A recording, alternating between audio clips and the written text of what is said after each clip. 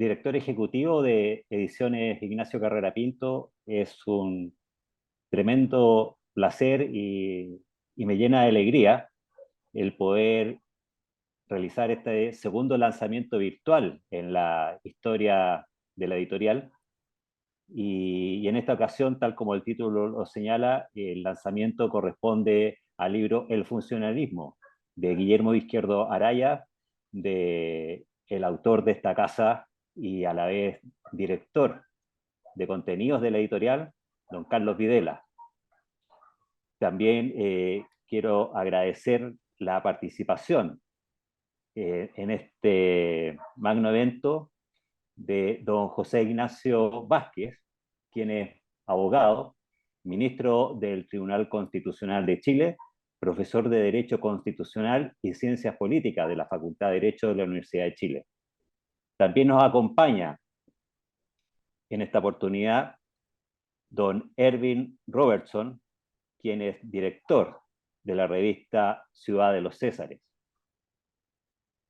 Asimismo, nos acompaña don Felipe Izquierdo, quien colaboró con el autor del libro para la realización del mismo y claramente por su apellido tiene directa relación con respecto de quien versa el texto, que es precisamente el hijo de don Guillermo Izquierdo Araya. Así que estamos muy contentos también de contar con su presencia. Me alegra asimismo poder contar con la presencia de muchas personas y me alegra decir que muchos además conocidos, tanto acá en Chile como de nuestro vecino país, así que un saludo muy especial y sin querer obviar al resto, pero sí me siento obligado también con otro autor de esta casa editorial, que está aquí presente, don Pablo Ansaldi. Así que muchas gracias, Pablo, por estar con nosotros en esta oportunidad. Y para darle mayor dinamismo a esta actividad, le voy a comentar que cada uno de los invitados va a hacer una exposición de 10 a 12 minutos. Posteriormente se va a dar la oportunidad a los presentes para poder realizarle una pregunta a alguno de los participantes de este foro. Y finalmente vamos a generar el cierre de la actividad. Aprovecho de comentarles que ya está disponible en nuestra página web el libro para su venta con un descuento especial por esta actividad de lanzamiento, consistente en un 30% de descuento, y esta promoción va a estar disponible hasta el día domingo las 24 horas. Así que, sin más allá, dejo con todos ustedes al autor de este libro, don Carlos Videla. Gracias, Erwin. Bueno, primero perdonen a todos por el parche en la frente, producto de una intervención médica, así que... y bueno, más que lanzamiento de un libro, yo siempre consideré este momento como un homenaje a Guillermo Izquierdo Araya. El libro también está considerado así, un homenaje que por lo menos yo que sepa en los últimos tiempos, décadas, quizás no se la ha hecho. Y, y lo tiene muy merecido porque Guillermo Izquierdo Araya fue un político importante en el país, un productor de contenido ideológico importante, y si ya esto lo reducimos al campo nacional, al nacionalismo, se podría decir, destaca todavía más. Porque Guillermo Izquierdo Araya, dentro de los cargos que tuvo, eh, por ejemplo, fue el jefe del movimiento nacionalista de Chile el año 39, que fue un movimiento que se compuso de ex nazistas, que se salieron ya en una etapa de que el movimiento era la vanguardia popular socialista, descontento un poco con ese giro, buscaban un líder. Al principio pensaron encontrarlo en el general Ariosto Herrera, pero por los problemas, digamos, judiciales de él, por la intentona de golpe de Estado hacia Pedro Aguirre Cerda, finalmente no pudo ser él y nombran a su abogado, a don Guillermo Izquierdo, como el jefe del movimiento nacionalista. Y fue su primer gran liderazgo, se podría decir. Ahí ya con eso ya entra en las páginas de la historia del nacionalismo.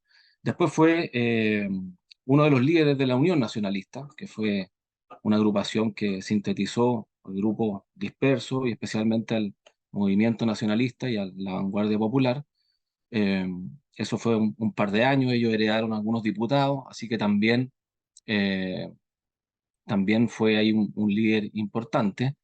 Posteriormente consiguió unas becas para ir a Argentina, eh, terminaba, digamos, ya en plena época del peronismo, donde se contactó con las esferas peronistas, aprendió mucho del sistema. Eso le valió que para el futuro lo catalogaran como casi agente del peronismo en Chile. Eh, y posteriormente, el año ya 53 él es elegido senador, que digamos que puede ser el momento más álgido de su carrera política. Senador por el Partido Agrario Laborista, que era un grupo relativamente heterogéneo, pero que tenía un núcleo nacionalista importante, interesante, eh, que posteriormente, de alguna manera, hegemoniza un poquito el partido. Él es entonces senador por el Partido Agrario Laborista, por el PAL. Eh, Después el PAL desaparece, entonces sigue como senador por el Partido Nacional Popular, el PANAPO, y después el PADENA, el Partido Democrático Nacional. Y ahí, como senador, cumple una labor bien destacada. Los discursos muchos fueron recopilados en las crónicas de las sesiones, están disponibles. Era un gran orador. Las materias que abordaba siempre las hacía con mucha erudición, con mucho dato y también con harta vehemencia. Cada vez que lo acusaban de los peores males para la democracia liberal, como ser fascista, ser peronista o ser antiliberal, bueno, él más que se defendía, argumentaba muy bien, y esos discursos valen mucho la pena. En el libro yo lo trato de sintetizar. El año 55, mientras era senador, eh, se transforma en presidente del Partido Agrario Laborista, que hay que recordar que era el partido más importante del gobierno de esa época, el gobierno de Carlos Ibáñez del Campo, elegido en el año 52. Eh, Era como el partido eje, se podría decir, si bien heterogéneo y un poco desordenado, pero de todas maneras sirvió como partido eje de gobierno, que tenía muchos ministerios, tenía muchas alcaldías, tenía harto poder político. Y Izquierdo Araya, después de una mítica reunión del partido donde invitan a Carlos Ibáñez del Campo a hablar y donde Carlos Ibáñez les reprocha un poco esta cosa media díscola que tenían, Guillermo Izquierdo Araya se para ahí digamos, en el escenario y logra entablar un diálogo de tú a tú con Ibáñez y le da ciertas explicaciones, pero también defiende el partido, entonces se transforma en un líder. Y a los meses después es nombrado presidente del Partido Agrario Laborista, el partido más importante del gobierno, y a la vez senador. O sea, ahí reúne, yo creo, todo el poder político bastante interesante que en el campo nacional no es tan común, la verdad, de alcanzar. Y él con plena, digamos, se podría decir, con plena ideología nacionalista, no escondido en un partido donde no podía hablar, no, él era muy claro en sus postulados, trató de llevar al agrarolaborismo y a las políticas del gobierno en esa línea, pero lamentablemente el gobierno se fue por indicaciones de comisiones económicas que lo tiraron más bien por el camino del liberalismo, tuvo también muchas huelgas, problemas con sindicatos y deciden, ahí cortan con el gobierno y deciden salir. De ahí ya después la vida de Guillermo Izquierdo Araya es más bien académica, funda institutos históricos, fue miembro de la Academia Chilena de Historia y su presidente interino en el año 83, cuando murió el presidente de ese entonces. Eh, Perteneció a un montón de institutos históricos, daba conferencias, etcétera. Esa es su importancia política y su importancia ideológica también es muy grande porque es uno de los pocos, se podría decir, ideólogo del nacionalismo que generó una teoría bien desarrollada, una teoría bien explicada, eh, eh, recogida en varios libros, y que creo que es importante revalidar hoy en día, porque esta se dio en un contexto donde el liberalismo está con, digamos, con problemas, con grandes problemas, está amenazado por nuevas formas de representación, como dice Izquierdo Araya, de todo tipo, desde el fascismo, el comunismo, todo tipo de comunismo, de nacionalismo, están todos en una búsqueda de con qué reemplazar a un liberalismo fallido, algo que se parece dentro de todo a esta época. Entonces, vale la pena ahí recoger sus ideas. Y como digo, él fue muy detallista en su teoría que se llama democracia funcional, que es una forma de representación eh, distinta al demoliberalismo y distinta a muchas otras, y también con tintes nacionales, o sea, eh, no, se parece, por supuesto, a toda la esfera del corporativismo, viene de ahí, pero está aterrizado en la realidad nacional de esa época, del contexto mundial también y de la idiosincrasia chilena. Izquierdo Anaya, no voy a detallar muy bien lo que es el funcionalismo, ahí está el libro y además vienen charlas que van a detallar un poco más eso, pero básicamente era un ordenamiento en la representación política a través de las grandes funciones. Esto no era un gremialismo, tampoco era una especie de sindicalismo, sino que las corporaciones eran bastante más allá, se organizaban a través de la función, alguna función específica en la labor económica del país, pero abarcaba las distintas profesiones. Abarcaba, por ejemplo, en la función minera podían estar ingenieros, gerentes, administradores, personal técnico, personal obrero, de todo, pero los unía una función productiva en específico. Ahí había patrones, trabajadores, de todo. Esa era la idea del funcionalismo de Guillermo Izquierdo Araya, y eso se iba estructurando desde la base, desde la organización comunal, provincial, eh, subiendo hasta un Senado funcional. Todo esto a través de una constitución funcional, de un sufragio funcional y de un Estado funcional. Y todas esas categorías las describió muy bien, muy detalladas, eh, no eran meras ideas, no eran un mero punteo de un partido, de un movimiento, sino que lo estudió a detalle, e incluso generó un boceto de constitución que tuvo como apéndice en uno de sus libros, y que el año 32 en la República Socialista le piden a él, el ministro del Trabajo le pide si por favor puede pescar ese anexo y transformarlo en un proyecto realmente constitucional. O sea, ya, a ese nivel de detalle y profesionalismo. Así que yo creo que la idea de Izquierdo Araya vale mucho la pena, hay que reestudiarla, hay que ver cómo sirven para una alternativa al sistema actual, como una alternativa de reemplazo o de mejora, pero es un punto de partida interesante que creo que hay que revalorar, y ese era el objetivo del libro, poner a disposición, sintetizar todo su trabajo para que los interesados puedan después remitirse a los libros, estudiarlos en mayor profundidad y tirar ideas para un posible nuevo sistema o una nueva propuesta política y de representación para Chile. Ese es el objetivo del libro, así que queda a disposición de todos. Gracias, Carlos, y efectivamente, como tú lo has señalado a término de tu exposición, eh, de alguna manera aprovechando el momento constitucional que ha estado viviendo Chile, como editorial hemos considerado sumamente pertinente el poder publicar esta obra y bueno, ya coincidió también con el interés investigativo del autor en este caso.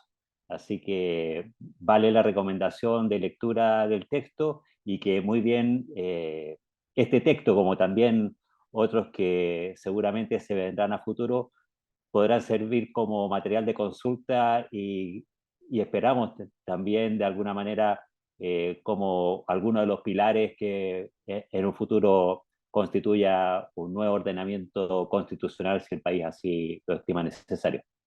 Sí, muchas gracias, Carlos. A continuación, dejo con ustedes a don José Ignacio Vázquez. José Ignacio, por favor. Muchas gracias, muy buenas noches ya a todos, aquí a los amigos presentes, muchos de los cuales conozco hace muchísimos años y hemos emprendido aventuras de todo tipo. Y bueno, agradezco desde luego a Ignacio Carrera Pinto Ediciones el que me hayan invitado a participar en esto, en la presentación de este libro que, como le señalé ayer a Carlos, este es un libro que tiene mucha actualidad, que es un libro que de alguna manera en una lectura profunda, yo creo que nos puede traer, digamos, ¿no es cierto?, y actualizar un pensamiento que ha estado durante mucho tiempo, muchos años, ha estado tapado, ¿no es cierto?, ha estado de alguna manera olvidado, ¿no? Son banderas olvidadas en este caso, como el corporativismo, la democracia funcional, etcétera, y que han sido uno de los elementos más fundamentales del nacionalismo chileno, el elemento corporativo a través de diversas revistas, a través de diversas publicaciones y de distintos autores, es un elemento ideológico muy importante y esta obra nos refresca precisamente ese elemento. Entonces, agradezco entonces a quienes me invitaron a participar en esto y me refiero a un autor que, claro, lo mismo que señalaba anteriormente, se ha omitido, no hemos tenido, digamos, salvo las referencias que uno en la memoria tiene, pero la verdad es que no ha sido actualizado, y que es Guillermo Izquierdo Araya. Yo a Guillermo Izquierdo Araya lo conocí el año 1985. Yo había salido, había egresado de Derecho ya, pensaba trabajar en mi memoria de prueba y se me ocurrió hacer una memoria que tenía vinculación con el tema del corporativismo y lo visité en su departamento y lo vivía ahí en Avenida Santa María, en uno de esos edificios antiguos estilo francés. Me mostró su biblioteca, conversé con él un buen momento y luego le perdí la pista. Lamentablemente falleció 3 años después, en 1988. Pero para mí es una persona que él ha tenido siempre dentro de mis referentes de formación del pensamiento nacionalista y lo mismo que otro también abogado y maestro de la universidad, que es Pablo Rodríguez Gres, con el que yo me reúno frecuentemente porque estamos trabajando con Alejandro San Francisco en una entrevista que se va a publicar en el mes de abril aproximadamente. Es un libro entrevista bastante interesante. Entonces, son autores que creo que son los, los mejores referentes ideológicos a los que han hecho propuestas concretas respecto del nacionalismo. Pero bueno, aquí nos convoca precisamente don Guillermo en este caso y tenemos que hablar de su obra. En primer lugar, agradecer a Carlos que haya eh, actualizado esta obra, que nos traiga este libro, que es más que una recensión, es una investigación, un análisis, ¿no es cierto?, del pensamiento de Guillermo Izquierdo, del pensamiento corporativo, de Guillermo Izquierdo, funcionalista, como también se puede denominar a esto, y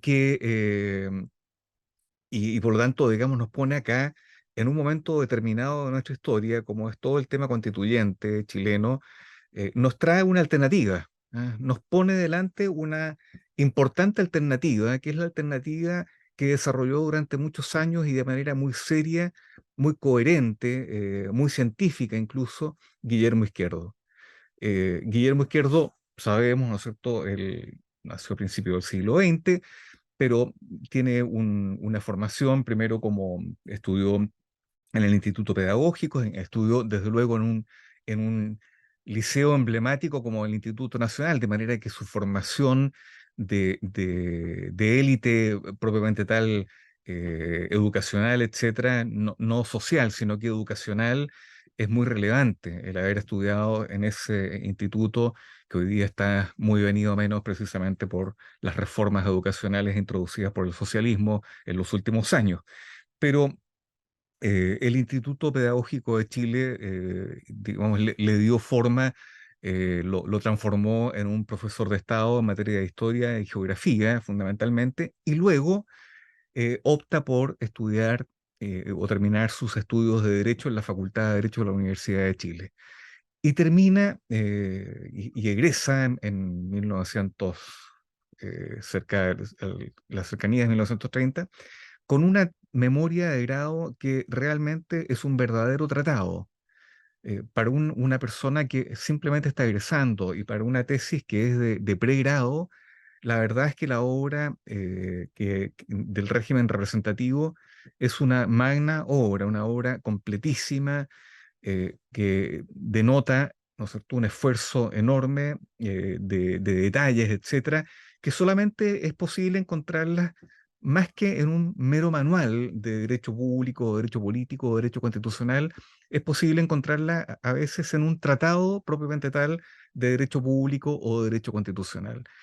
Y, y lo otro que es importante, ¿no es cierto? Aparte no solamente de su trabajo, eh, digamos, detallista, etcétera, sino que además original, en momentos en que todavía el corporativismo o las formas de representación funcional, etcétera, no eran políticamente incorrectas, y por lo tanto todavía no pesaba completamente sobre ellas la censura o la gendarmería del pensamiento ni nada por el estilo.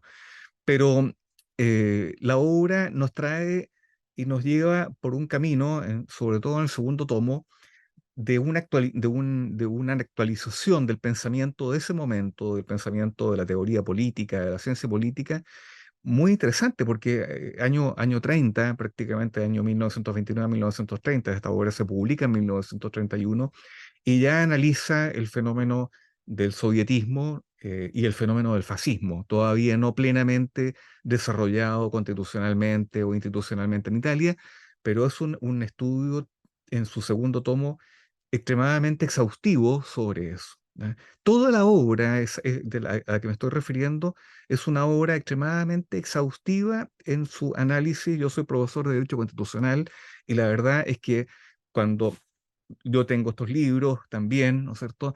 Pero cuando uno los retoma precisamente para hacer la presentación y uno revive todo este contenido riquísimo que tiene la obra y un desarrollo muy sistemático, muy coherente, la verdad es que a uno le llama la atención que un alumno de pregrado haya hecho, y eso por lo demás fue por quien fue su director de tesis, etcétera, fue comprobado efectivamente de que esa obra tuviera una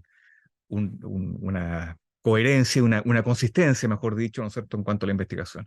De manera que, la verdad, yo felicito a Carlos Videla por su obra, por traernos, ¿no es cierto?, a cuerpo presente de alguna manera o a nuestra pensamiento, etcétera, traernos la obra de Guillermo Izquierdo en un momento en que, sí, insisto, es un momento muy relevante porque es un momento en que hemos venido en una verdadera ficción constitucional, ¿no es cierto?, como denomina Ciudad de los Césares, en un ridículo constituyente, ya dos ridículos constituyentes seguidos, digamos, en este país, nos tienen metidos hace 4 años prácticamente en esto, en un proceso que yo lo he dicho públicamente, por lo demás, así que esto no es ninguna novedad, he dicho que es un proceso ilegítimo e inconstitucional.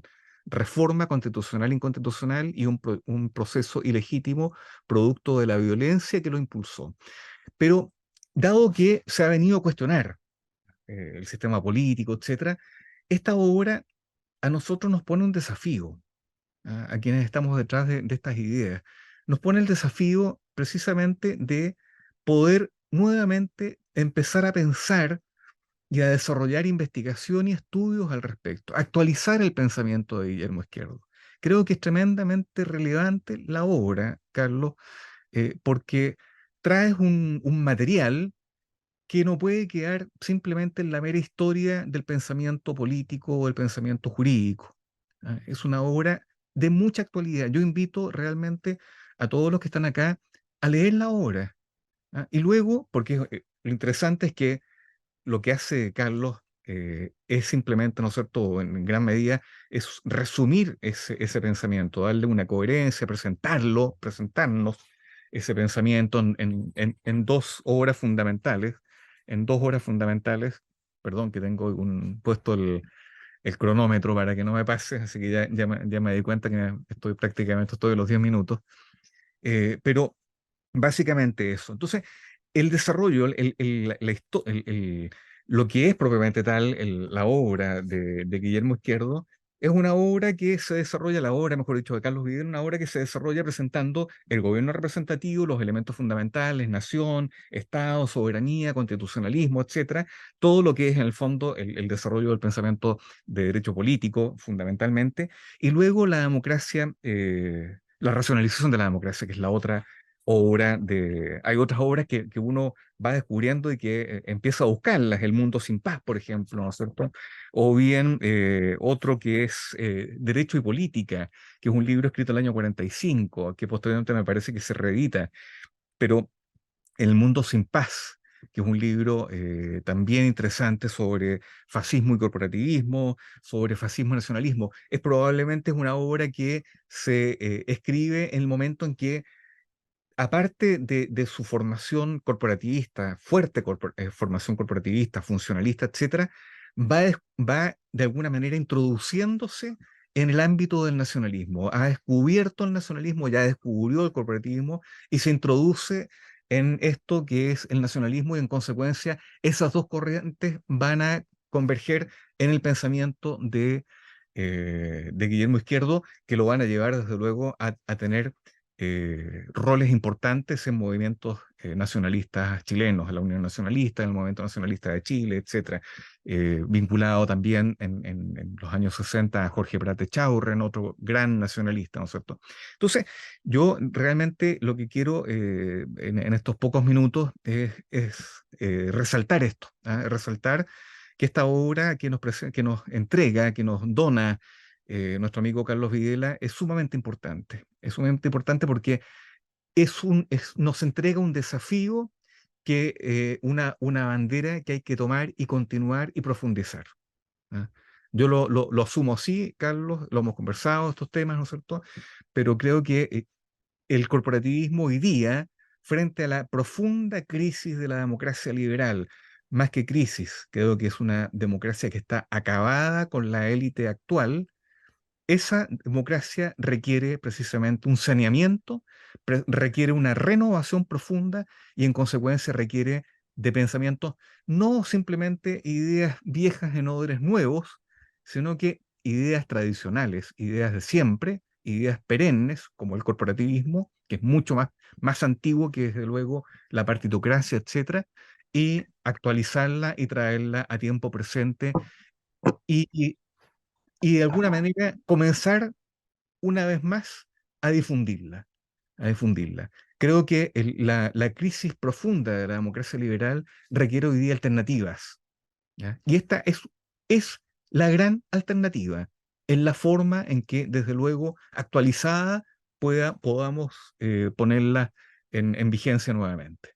Así que yo pensaba hablar mucho más, tenía otras cosas preparadas, pero creo que esto es lo fundamental que quiero hacer presente de la obra, tanto de Carlos Videla.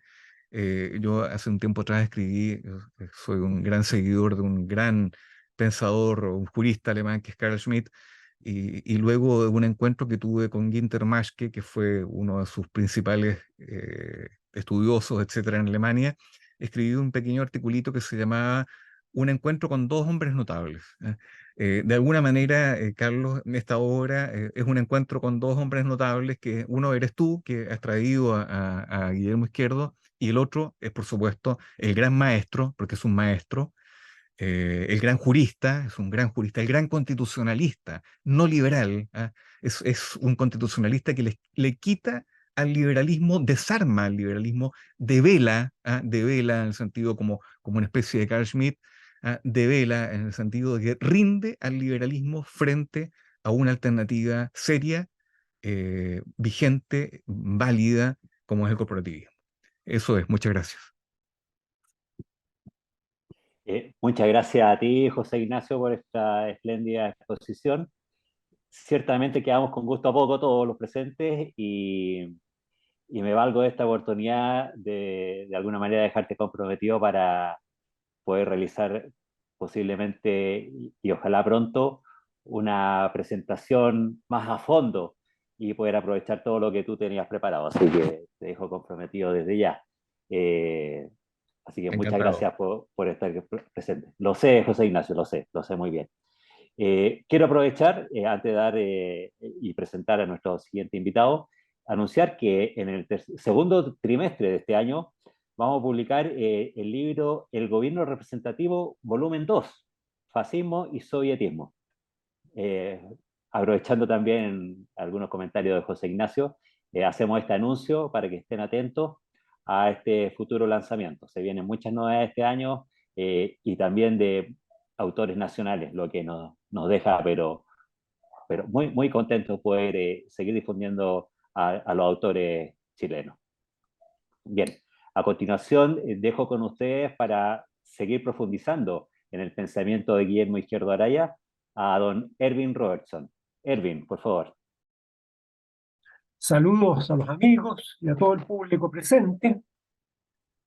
Tengo que estar muy contento, tengo que expresar mi satisfacción por este acto que es un homenaje a Guillermo Izquierdo, a quien conocí en sus últimos años, quien nos acompañó y participó en las actividades que desarrollaba por entonces, años 70, 80, el Grupo Nacional Revolucionario del que yo formaba parte.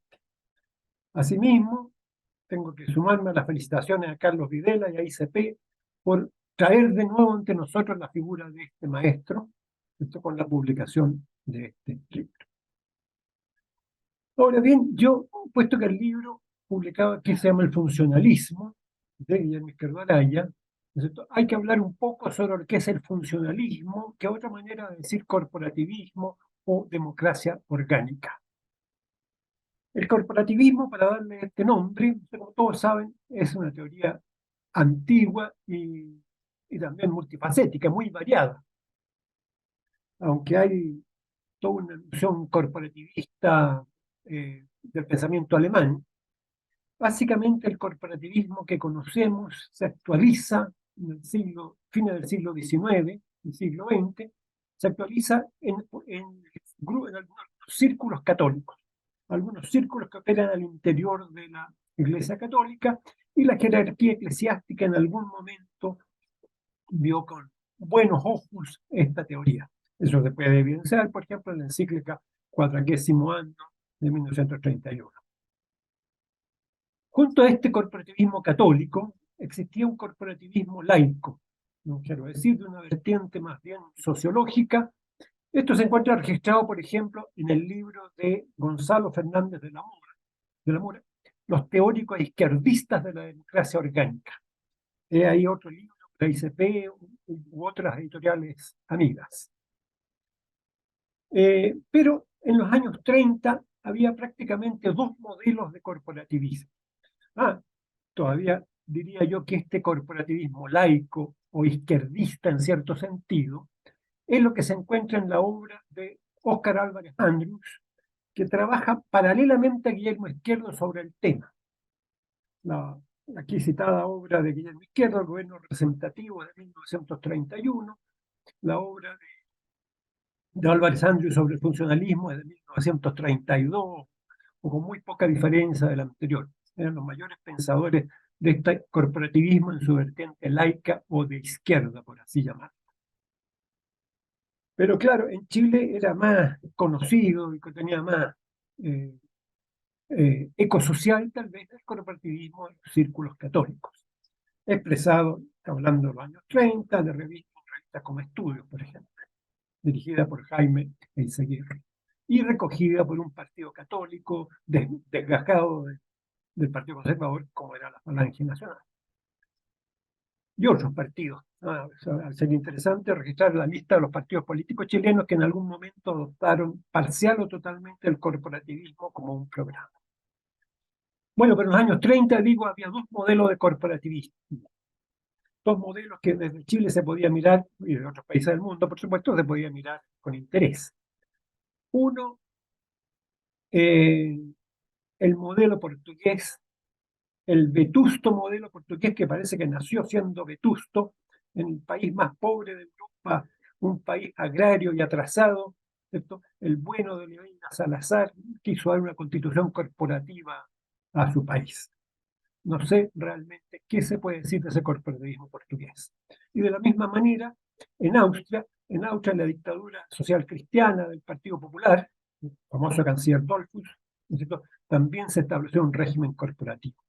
Los jóvenes católicos de Chile, por ejemplo, un Mario Góngora, un Eduardo Frei, un Garretón, miraban, ¿no es cierto?, como sus modelos a seguir este corporativismo portugués o austríaco que les parecía coincidir con el modelo aprobado por la Iglesia. Pero al mismo tiempo, por supuesto, estaba el gran modelo con mayor potencia, con mayor dinamismo político, social, económico, el gran modelo de la Italia fascista. Esa era la única, más allá del experimento austríaco que duró poco tiempo, y más allá del experimento portugués, que pienso que era más bien no sé, se me ocurre como un capricho de algunos viejos señores que, en fin, tomaban su coñac una tarde de Lisboa.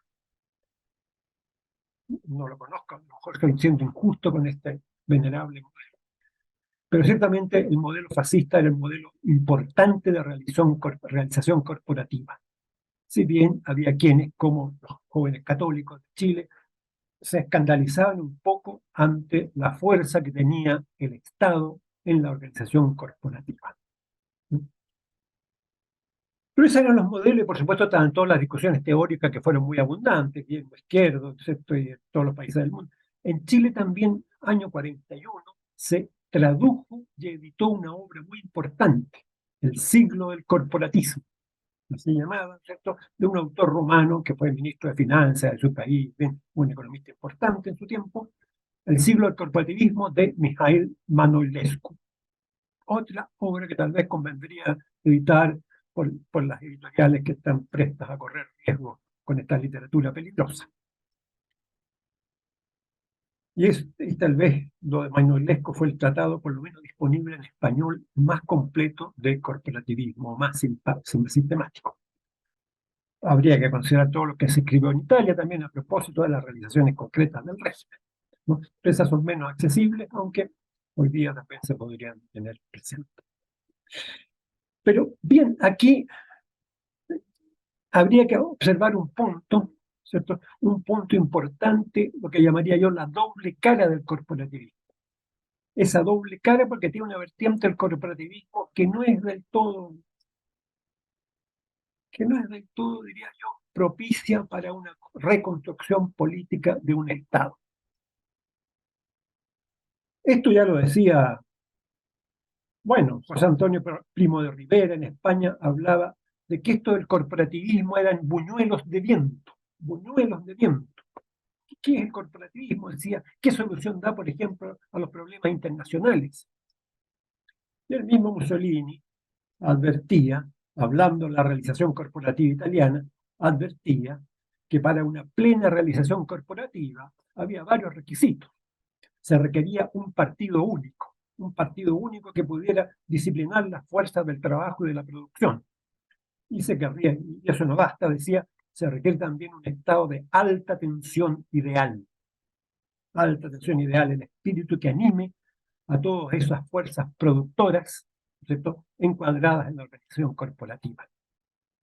En Chile también Jorge González Fonmarés, ¿no es cierto?, hablaba con desconfianza de la moda del corporativismo. Y es notorio que entre las revoluciones nacionales de los años 30, la Alemania nacional socialista no se inclinó por el corporativismo. El Frente del Trabajo alemán iba por otro lado, por decirlo así, ¿cierto?, unía a trabajadores y empresarios y empleadores en los mismos sindicatos, y no juxtaponía las corporaciones según los oficios, como era al uso en las versiones más corrientes de esta forma de organización política y social. nos faltaban las polémicas. Por ejemplo, Carl Schmitt, que aquí ha sido citado, polemizaba con Ottmar Spann. Ottmar Spann, un gran tratadista austríaco, ¿cierto? Que propiciaba cierta forma de corporativismo, ¿cierto? Spann es citado por Guillermo Izquierdo, entre otros. Pero justamente lo que Schmitt objeta en Spann es el carácter, el sesgo antiestatal del corporativismo. Y aquí tal vez tenemos que remontarnos al origen católico de ciertas corrientes del corporativismo, porque la Iglesia tiene una tradición güelfa de oposición al Estado. Entonces muchos han visto en la organización corporativa una oposición al Estado, una forma de liberarse del Estado. Bueno, el mismo Guillermo Izquierdo, en sus obras tempranas, que habla de las funciones, más que de corporaciones, habla de funciones, pero él considera estas funciones como autónomas e independientes del Estado. Y llega a hablar de la soberanía funcional. No de la soberanía nacional, pues, sino de la soberanía funcional. Si uno toma en serio la expresión, significa que cada función es depositaria de un trozo de soberanía, lo que desde una posición nacional parece inaceptable, ¿no? Y esto, entonces, esta teoría del joven izquierdo, diría, primeros años 30, esta teoría se emparenta con las teorías del pluralismo inglés. El pluralismo inglés, en que varias personas del socialismo inglés, Cole y otros, ¿no es cierto?, proponían también un pluralismo, lo que llamaban el pluralismo, que como forma de organización autónoma de la sociedad, autónoma, independiente respecto del Estado. Schmitt también polemiza con Cole, una nota, un concepto de la política, polemiza con Cole y estos autores pluralistas, ¿cierto? Entonces, eso es un punto que debemos tomar cuando hoy día, ¿no es cierto? Ya que para todos nuestro presente es importante, no estamos haciendo solo historia del pensamiento, como decía José Ignacio, sino también hay un presente importante. Cuando hoy día las pulsiones antiestatales son tan fuertes, desde los poderes mundiales hasta todos los factores disolventes que operan al interior de la sociedad, las pulsiones estatales son muy fuertes. Hoy día este sesgo antiestatal de cierto corporativismo, bueno, encuentra un aliado o sirve de refuerzo a estas pulsiones antiestatales. Pulsiones antiestatales del neoliberalismo, pero no solo del neoliberalismo. Eso hay que tenerlo presente. Esa es la situación que se presenta, diría yo, por eso en la hora de recoger modelos, en la hora de discutir teorías, en la hora de traer, ¿no es cierto?, como hace Carlos Videla con este libro, traer a nuestro presente toda esta obra teórica que es muy valiosa, de la cual evidentemente hay que aprender. Sin embargo, hay que tener presente también este sesgo que no satisface del todo los requerimientos de un pensamiento nacional. Creo que eso es importante tenerlo en cuenta. Fuera de esto, esta es una crítica, por supuesto, al mismo corporativismo, desde dentro, si ustedes quieren. En ese sentido, Manuel Lesco distinguía entre las distintas escuelas corporativismo puro, que sería la pura organización de las organizaciones sociales, y el Estado no sería más que una corporación entre corporaciones. El Estado es ciertamente jurídicamente una corporación, pero cuando estamos hablando de corporativismo, estamos hablando solo de este sentido jurídico. Decía pues Manuel Lesco el corporativismo puro. Y por otro lado el corporativismo subordinado, cuya expresión más importante era evidentemente el Estado fascista. Entonces yo creo que al recoger el corporativismo debemos pensar en un corporativismo subordinado, es decir, que la organización corporativa, la organización social, esté subordinado a los fines del Estado nacional. Eso es lo que diría por ahora tocayo Erwin Stock. Tocayo Erwin Robertson, una vez más, un placer tenerte en esta actividad. Muy agradecido también por tus palabras, por esta brillante exposición que nos has brindado y que ciertamente nos llama a la reflexión respecto de todos estos tópicos y que nos hace pensar que desde el pasado hacia el presente muy bien podemos proyectar ideas hacia el futuro. Y ese es el llamado precisamente, y yo creo que el gran desafío al que nos vemos enfrentados en este año 2024, que es precisamente el poder reunir estas ideas, refundirlas, fusionarlas, actualizarlas, contextualizarlas, sobre todo en el momento geopolítico que está viviendo el planeta, y generar proposiciones que, si bien es cierto, se cimentan en el pasado, pero sí son novedosas porque prácticamente acá en Chile tampoco se han podido aplicar en profundidad. Entonces, vaya ese llamado para los presentes y para quienes posteriormente verán esta entrega a preocuparse de estos estudios y coordinar el estudio de los mismos y la emanación de propuestas para que como país y el profundo deseo también del mundo nacionalista para que como Iberoamérica logremos un despegue definitivo y alcancemos el anhelado desarrollo y nos podamos enfrentar a las grandes potencias de igual a igual y no como meros espectadores de lo que está ocurriendo en el planeta. Así que muchas gracias, Erwin, nuevamente. Y sin más, tengo el tremendo placer de presentar a continuación y para cerrar este ciclo de exposiciones a quien podríamos denominar como un testigo privilegiado de todo lo que se ha estado conversando en esta oportunidad. Y me refiero nada más y nada menos que al hijo de Guillermo Izquierdo Araya, don Felipe Izquierdo. Así que Felipe, muy agradecido por tu compañía y estamos expectantes de poder conocer lo que nos tienes que decir respecto de tu padre y su obra. Muchas gracias, Felipe, por Bien, acompañarnos hoy día. Gracias, no sé si se escucha. Perfectamente, excelente. Se escucha ya, perfecto.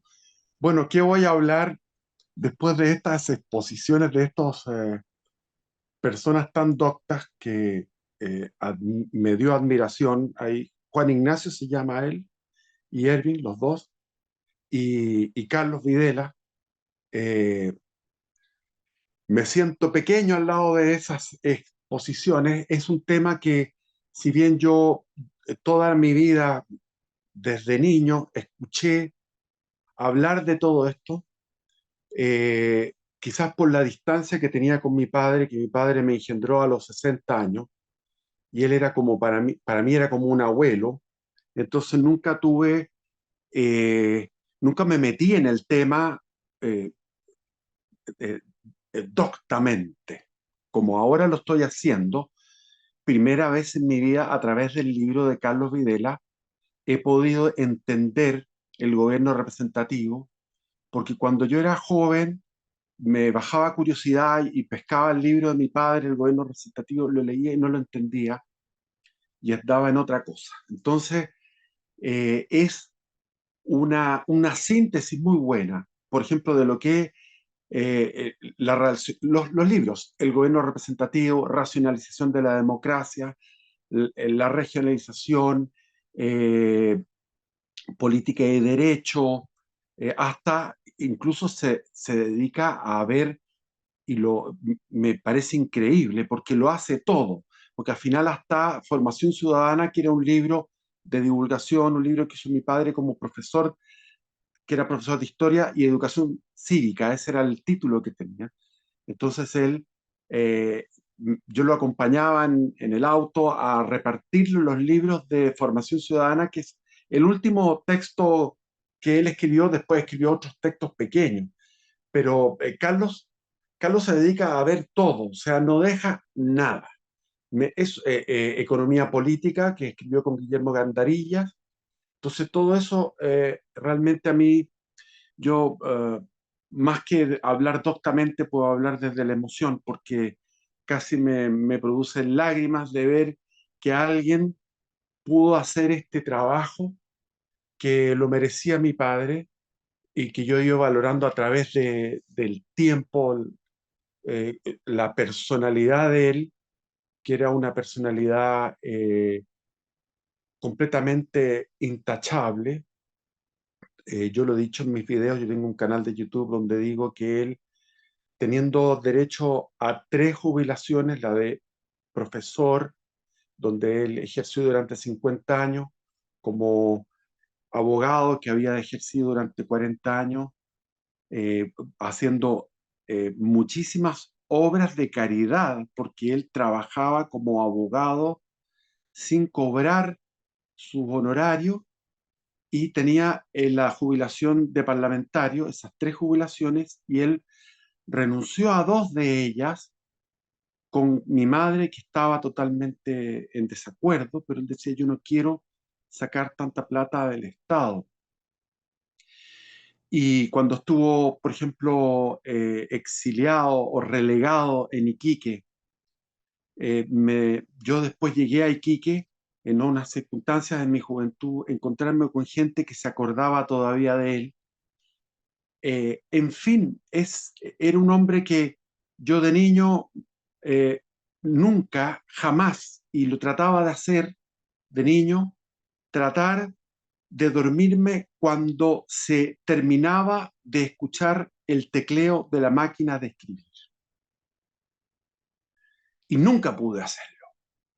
Teniendo yo una tendencia a hacer, a conciliar el sueño con dificultad, escuchaba la máquina de escribir y en la mañana quería levantarme alguna vez más temprano que mi padre. Mi padre a las 6 de la mañana estaba 100% operativo, un hombre de misa dominical, con un cuadro encima de su cama, un cuadro del Sagrado Corazón de Jesús, que yo me daba cuenta que él, ese cuadro lo tenía en su corazón. Y lamentablemente no le acompañó el curso de la historia mundial, porque yo siempre soy un enojado con la experiencia nacional socialista que dejó la escoba en el mundo, y hasta el día de hoy sabemos que los repartos de los buenos y los malos, a través de los medios, a través del cine, a través de las publicaciones que hay, fue lo que me dice mi hijo, que fue nacionalsocialista en un momento, me dijo, eso fue todo lo bueno, pero con un envoltorio malo, de malignidad. O sea, eso fue una experiencia demoníaca de alguna forma, que impidió que la tercera posición tomara posiciones, que la tercera posición siguiera desarrollándose. La tercera posición fue algo maravilloso que se dio en todo, antes de la Primera Guerra y después en entreguerras, con la experiencia fascista, con la experiencia de Fiume, de todas estas invenciones que hacía el poeta, ¿cómo se llama? Gabriele D'Annunzio, este aviador y poeta magnífico que había peleado la Primera Guerra Mundial y que estuvo en Fiume, en esta ciudad que estaba ahí en el Adriático, como una experiencia de una ciudad libre.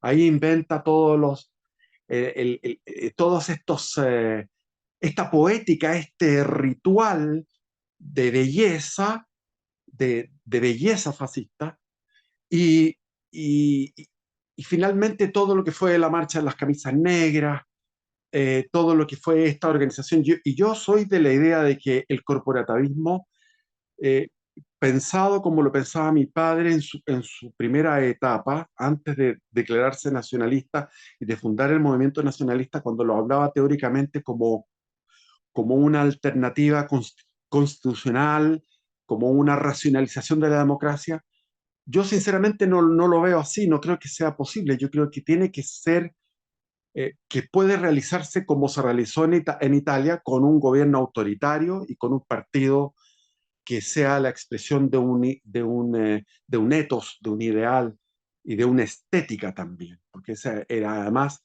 era la conjugación, la síntesis de una, una épica de una espiritualidad con algo material, como era la productividad, la colaboración de clases, etcétera, etcétera. Entonces, esa síntesis del fascismo es interesante. Después se logró en España una experiencia mucho más duradera y mucho más aterrizada. Finalmente, Franco, presionado de alguna manera por el exterior, porque era una isla Franco, el franquismo, en la década del 60, ayudado por todos estos economistas de- del, de la- del grupo este católico de la Universidad de Navarra, que eran todos del Opus Dei, liberalizó la economía y finalmente yo creo que la máxima expresión de los logros es lo que fue el franquismo durante los 60 y los 70. Eso es lo que yo puedo decir. Que, y lamentablemente la competencia ideológica, yo pienso que en la primera mitad del siglo XX hubo una competencia ideológica entre los anarquistas, los comunistas bolcheviques, eh, que son, en esa época eran uno solo, no había mucha variante, y esta tercera posición,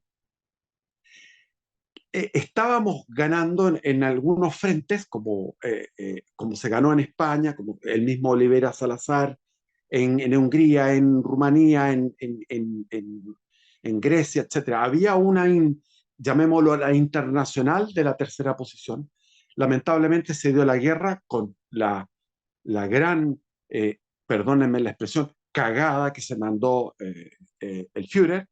Entonces, lamentablemente esto quedó manchado y ahora el trabajo que habría que hacer con generaciones por el nacionalismo propio, chileno, portaliano, criollo.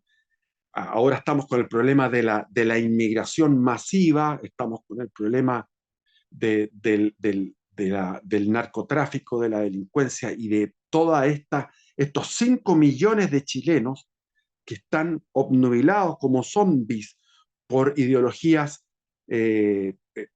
absurdas, locas, demoníacas, cómo poder hacer un trabajo en la juventud, porque el problema es que esto estoy hablando ya de mis nietos, porque los hijos ya es una generación en la cual algo se recogió por mi lado, por el lado de mi hijo.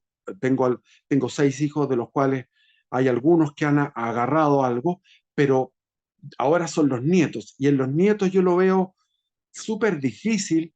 Es un terreno muy difícil de hacer un trabajo. Tendrían que ser trabajos de células secretas en los liceos, en las universidades, eh, con organización paramilitar para poder enfrentarse físicamente, ideológicamente, cómo poder transmitir al corazón de estos jóvenes.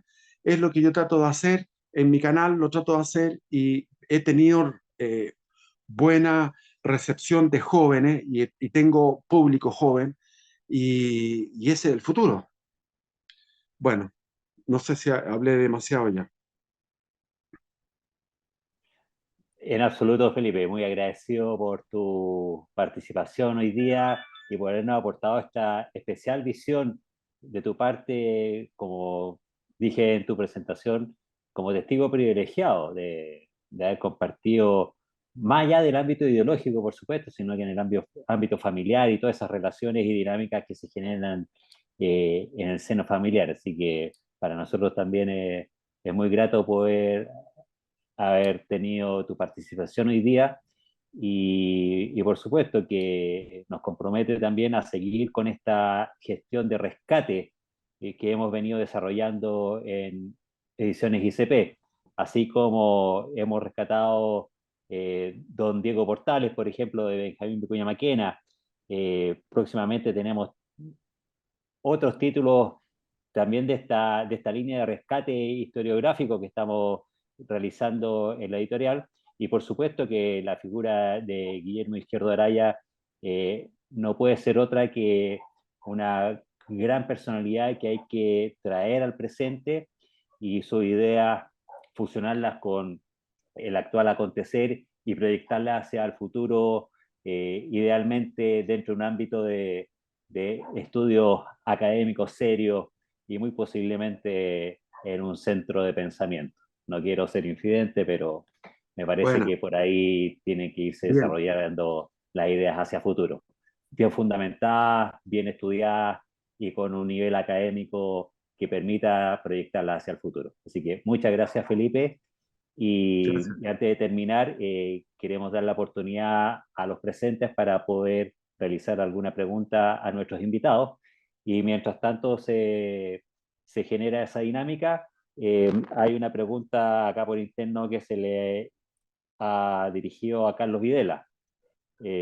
Camila Guerra quiere saber si para poder entender y profundizar en la idea de Guillermo Izquierdo Araya, y especialmente en relación al funcionalismo, el libro que hoy día estamos presentando, es necesario tener estudios acabados en Derecho o en alguna ciencia similar para poder ir comprendiendo. O el libro está diseñado de manera de poder ser una invitación, una puerta de entrada para la lectura de las ideas de Guillermo Izquierdo de Araya y de otras relacionadas también con el ámbito del nacionalismo. Carlos. No se necesita. Por ningún motivo yo no tengo ninguno de esos estudios, tampoco soy experto, simplemente eh, traté, traté de resumir los libros en un idioma fácil también, que para comprensión mía. Las citas de Izquierdo Araya pueden ser un poco más complejas, pero el libro en ningún caso creo yo que sea tan difícil o se necesite algún tipo de estudio, porque ni yo lo tengo, así que difícilmente se exigiría en el libro. Bueno, Camila queda entonces con una invitación a leer el libro y por supuesto aprovechar que hoy día y hasta el próximo domingo está con un 30% de descuento, así que una gran oportunidad, alrededor de 10.000 pesos, o sea, un regalo. Eh, Antonio Vique es un gran amigo de esta casa editorial, él es de Costa Rica y se las ha sabido arreglar para comprar muchos textos de nuestra editorial, así que nos alegra mucho tenerlo presente y ha querido hacerse presente además con una pregunta, de nuevo para Carlos. Eh, y la pregunta dice relación en relación al pensamiento de Guillermo Izquierdo y cuál sería la perspectiva con respecto a la visión geopolítica en Iberoamérica en relación a su idea y cómo especialmente se podrían de alguna manera aplicar, ya sea en el ámbito local o quizás, y esto ya es parte de un agregado que yo quiero hacerle, eh, o con una visión quizás de como se ha llamado, de una patria grande, una mancomunión de estados iberoamericanos. ¿Cómo podríamos encontrar las ideas de Guillermo Izquierdo Araya en este escenario geopolítico? Quizás también acompañado y teniendo presente la tendencia mundial a esta quizás advenimiento de un mundo multipolar. O sea, Izquierdo Araya, en ese sentido, recogía la tradición nacionalista que partió con quizás con Subercasó sobre, sí, apoyar lo que podría ser un acercamiento político para funcionar como bloque.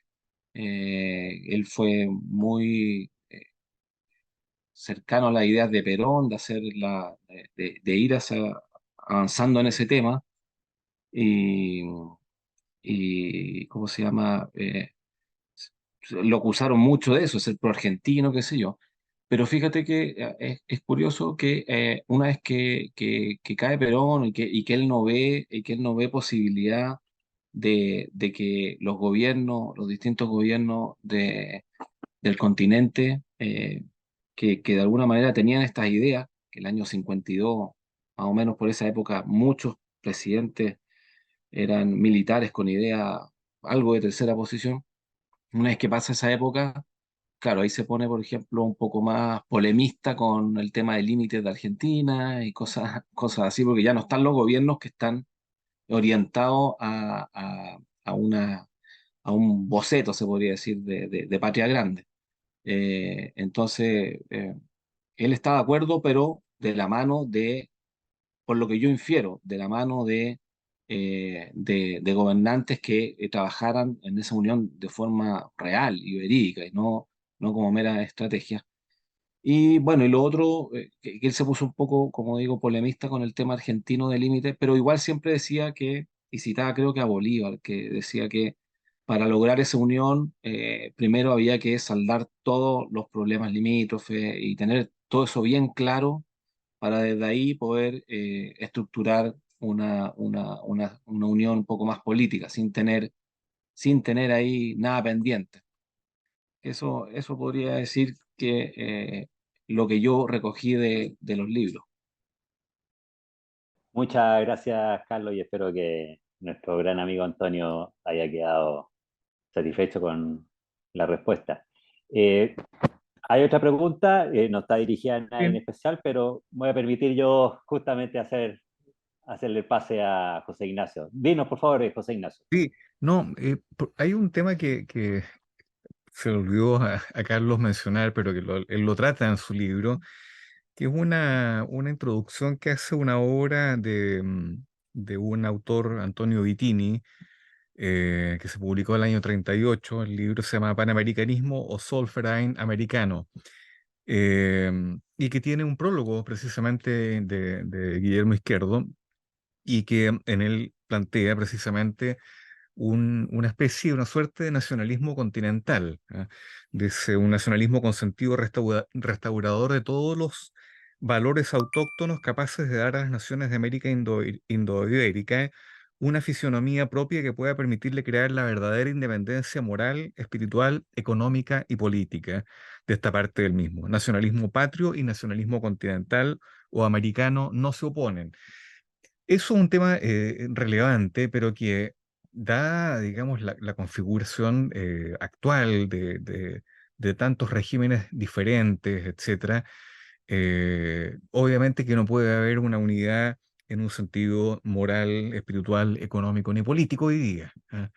Pero uno de los temas que planteaba precisamente era a partir de la necesidad de un cambio en la parte política, en el régimen político, y por tanto de avanzar hacia formas de democracia funcional o democracia orgánica, etcétera, que era superar, por esa vía, superar las élites, ¿no es cierto?, eh, los grupos políticos partidistas, etcétera, que se adueñan en el fondo del poder de nuestros países, de nuestras naciones, y en consecuencia transforman el poder político en un asunto propio, de interés propio, y donde el interés nacional, el bien común, etcétera, queda absolutamente fuera. Esto lo estamos viendo nosotros hoy día de manera muy clara en nuestro país, y lo vemos en general en casi todos los países latinoamericanos. Él era muy crítico, o mejor dicho, Guillermo Izquierdo analizaba que el problema latinoamericano es un problema de gobernabilidad, de equilibrio en el fondo político. Vivimos en un permanente desequilibrio político, porque esto está gobernado simplemente, aquí traigo un título de una obra de Pablo Rodríguez, en América, en Chile, la democracia propiamente tal es un mito. El mito de la democracia es una realidad permanente. Y claro, y muchas veces lo asumimos como la realidad y creemos que estamos viviendo una democracia y no estamos viviendo ninguna democracia. ¿Ah? Lo que estamos viviendo son un régimen oligárquico en general, unas oligarquías partidistas que no solamente se toman el poder político, sino que se toman el poder económico, usufructúan del poder, y en consecuencia es un problema de liberación continental de todas esas élites, que en el fondo el globalismo nos tiene sometidos, ¿ah? El régimen demoliberal es una de las aristas del globalismo, es una de las aristas, así como es también el neoliberalismo. Por un lado, ¿no es cierto?, una verdadera trinidad: democracia liberal, partitocrática, economía perdón, neoliberal, por otro lado, y una dictadura humanitarista a través de los derechos humanos. Esa es la trinidad sobre la cual estamos sometidos todos y nos tienen sometidos, en el fondo, el occidente liberal nos tiene sometidos a todos estos países. Frente a eso, bueno, frente a eso creo que el gran desafío es el estudio, antes que simplemente una mera acción, digamos, irracional o una mera acción sin un etos, sin una finalidad. Es el estudio del nacionalismo y la actualización de un pensamiento nacionalista. Ese es el gran desafío que tenemos por delante. ¿Ah? Formar generaciones que hoy día están absolutamente o huérfanas de ideas o simplemente deformadas por ideologismo. Entonces yo creo que ese es un tema muy importante. Recuerdo una frase de Mijail Manoilescu, el autor del siglo del corporativismo, una obra clásica que creo que también es necesario tal vez reeditarla, no sé. Decía que el advenimiento del corporativismo como fenómeno universal de nuestra época, él reconocía en esa época, estamos hablando de la primera mitad del siglo XX, pero es inevitable, decía. Y yo creo que sigue estando vigente. ¿Ah? El corporativismo o la idea corporativista, que en el fondo es el gran mecanismo de unidad nacional, ¿ah? Es el gran mecanismo de integración nacional, eh, y que lamentablemente la democracia liberal no lo cumple. ¿Ah? La democracia liberal tiene una tendencia permanente, un vicio congénito a la oligarquía. Es lo que decía, ¿no es cierto?, Michels, la ley de hierro de la oligarquización. Y es inevitable. Hace 40 años atrás, cuando aprobábamos la Constitución de 1980, o no la aprobábamos, pero estábamos enfrentados a eso, una de las cosas que yo a mis 20 años, año 1980, veía inevitablemente que íbamos a volver a lo mismo. Y después de 40 años volvimos a lo mismo. ¿Ah? Porque era inevitable. Y esto no volvimos 40 años después. Se volvió a partir de los años 90 a caer en los mismos vicios y peores vicios todavía, porque hoy día vemos una corrupción generalizada. Entonces, desafío, ¿ah? Para las generaciones actuales, para nosotros también que estamos comprometidos en una lucha, digamos, de ideales, etcétera, formación, trabajo, estudio, investigación y desde luego un centro de estudios que nos aglutine y que nos permita proyectarnos y trascender, digamos, para las generaciones futuras. Eso. Muchas gracias, José Ignacio, por tu intervención, muy oportuna y pertinente por lo demás. Eh, Ahora, para privilegiar el tiempo de todo bueno, y el tiempo límite que habíamos establecido para el programa, voy a dejar una última pregunta de las que hemos podido seleccionar y le pediría a nuestros invitados que alguno de ellos pudiera responderla. Eh, Pedro nos pregunta o nos plantea, ¿la implementación de la democracia orgánica en España de Franco pudo haber sido una aproximación a las ideas de Guillermo Izquierdo Araya, más que la Italia de Mussolini, por ejemplo, o el Portugal de Salazar? Bueno, yo en primer lugar diría que no hubo nada que se pudiera llamar democracia orgánica en la España de Franco. Yo sé que algunos amigos españoles como Jerónimo Molina o José Díaz Nieva pueden discutir este punto.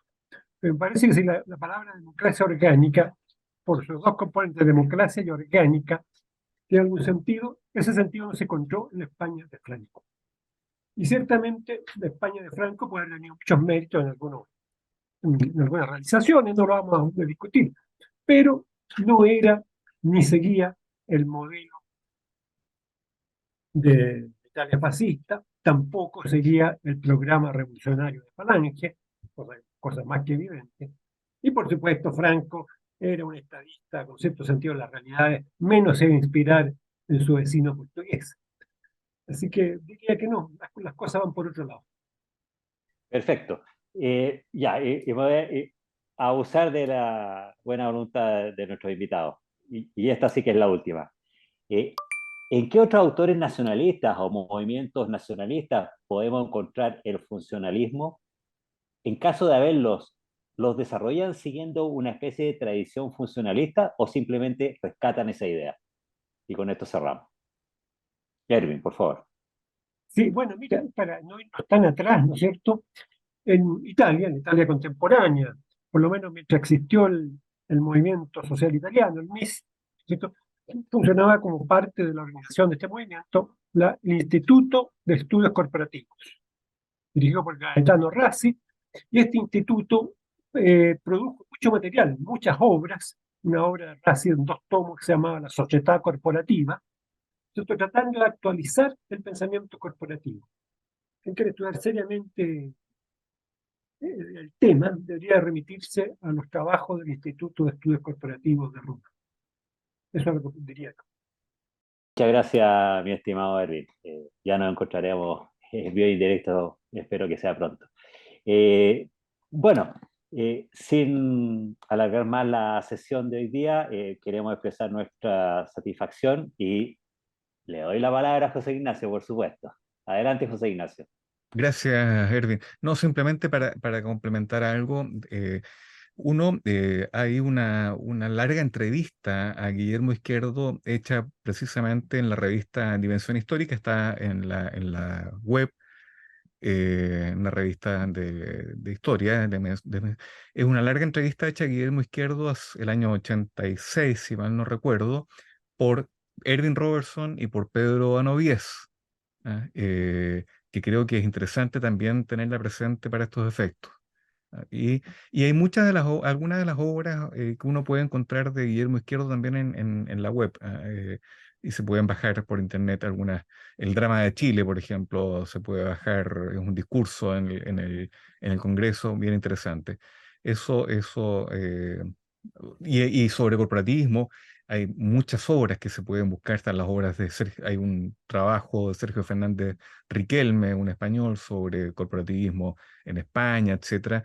Eh, bueno, eso fundamentalmente. Pero lo último que quería, perdón, Erwin, yo creo que igual, independiente del análisis, me acordaba precisamente del Instituto de Estudios Corporativos de Gaetano Raiz, pero creo que nosotros tenemos que buscar también nuestras propias soluciones, porque la realidad política o la realidad social de cada país es distinta una de otra. Entonces, sin perjuicio de que hay una idea general de corporativismo, por supuesto, pero también tenemos que ser capaces, y eso es un elemento propio de un pensamiento nacional, de buscar nuestras propias soluciones a nuestros problemas. Eso. Muchas gracias por complementar las expresiones de Erwin, mi estimado José Ignacio. Y bueno, finalizando ya, que queremos agradecer como editorial la presencia tan importante del público que hoy día nos ha acompañado. Esperamos que nos disculpen no poder haber hecho llegar todas las preguntas, pero en virtud del tiempo no nos hemos querido extender más allá. Lo dejamos invitado a visitar nuestra página web www.ignaciocarreraediciones.cl, donde podrán encontrar hoy y hasta el domingo este libro en una muy buena oferta de 30% de descuento, y toda la colección de libros que tiene ICP y que de alguna manera son lectura alternativa. Y así como hemos sido precursores junto con otras editoriales, lo que fue la primera feria del libro alternativa, Tinta Alternativa precisamente, queremos invitarlos a estar atentos a una reedición de esta feria que esperamos se desarrolle, si no es durante el primer trimestre de este año, ya seguramente en el segundo trimestre. Así que queremos agradecer finalmente a cada uno de nuestros invitados, a Felipe Izquierdo, a Erwin Robertson, a José Ignacio Vázquez y bueno, a Carlos Videla, que por supuesto de la casa, el director de contenido. La verdad que su gestión en la editorial es invaluable. No sé cómo lo vamos a poder recompensar, creo que va a ser una deuda que vamos a tener que pagar en el otro mundo, pero la camaradería y amistad con Carlos creo que valen eso y mucho más. Así que muchas gracias a todos, muy buenas noches y lo esperamos en una próxima entrega de ICP Ediciones. Muy buenas noches.